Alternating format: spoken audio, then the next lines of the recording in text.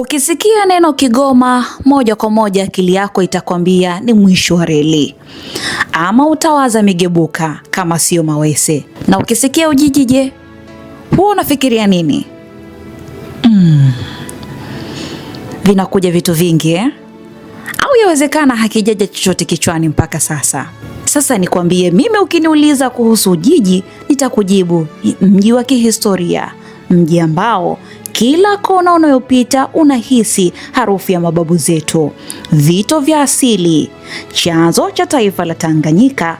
Lakini mbali na yote, sababu ya Muafrika kuacha ibada yake ya asili na kuanza kwenda msikitini ama kanisani. Leo nitakupa simulizi nzuri juu ya maisha ya Muafrika na dini ya Kikristo.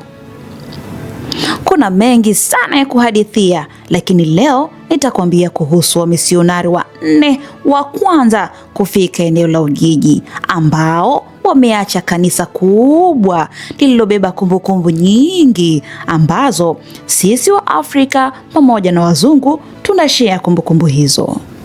Lakini kabla ya kukupa historia ya wamisionari hao, kwanza nikupashe kuhusu kanisa hili lililojengwa na wamisionari hao wanne. Uchache wa maneno ninaoweza kukupa kuhusiana na kanisa hilo. Kanisa la wamisionari wanne linarejelea kanisa Katoliki la Mtakatifu Yohane Maria Vianney, maarufu kama Parokia ya Ujiji.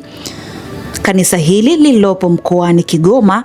Kanisa hili lilianzishwa na wamisionari wa mwanzo katika eneo hili na linajulikana sana kama kituo muhimu cha urithi cha kihistoria na kidini tangu enzi za ukoloni.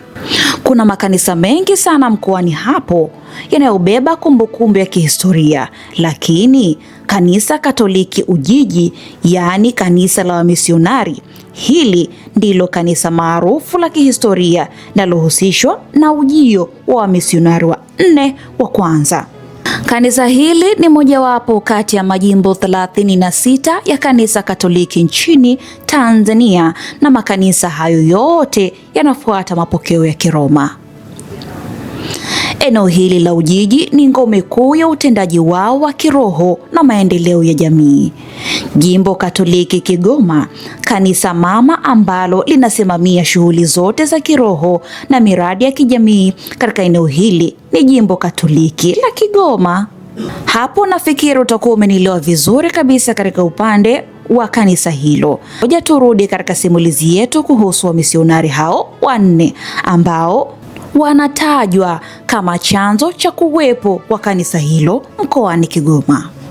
Ujio wa wamisionari wa mwanzo, yani wazungu, uliohusisha makundi ya kwanza ulianza Januari mwaka 1879 katika eneo la Ujiji mkoani Kigoma.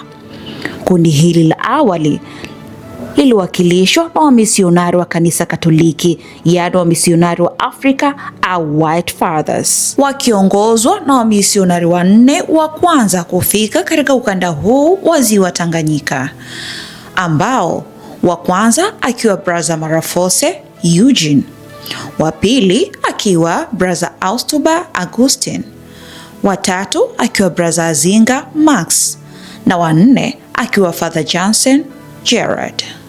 Na kama ambavyo unajua ya kuwa hakuna kazi isiyokuwa na changamoto, vivyo hivyo hata kwa misionari hawa pia nao walipitia changamoto kadha wa kadha katika kusambaza dini. Moja kati ya taarifa za kihistoria ambayo inaipa umaarufu Ujiji ni kwamba lilikuwa eneo ama ngome kuu ya biashara ya watumwa wakati huo, kati ya miaka ya mwanzoni kabisa, miaka 1880. Sasa kupitia sababu hiyo, kundi hili lilipata misukosuko mikubwa na hata kupelekea vifo vya baadhi ya wamisionari hao, hatua iliyowalazimu wengi wao kuhamishia ngome yao kuu ya magharibi, eneo la Karema.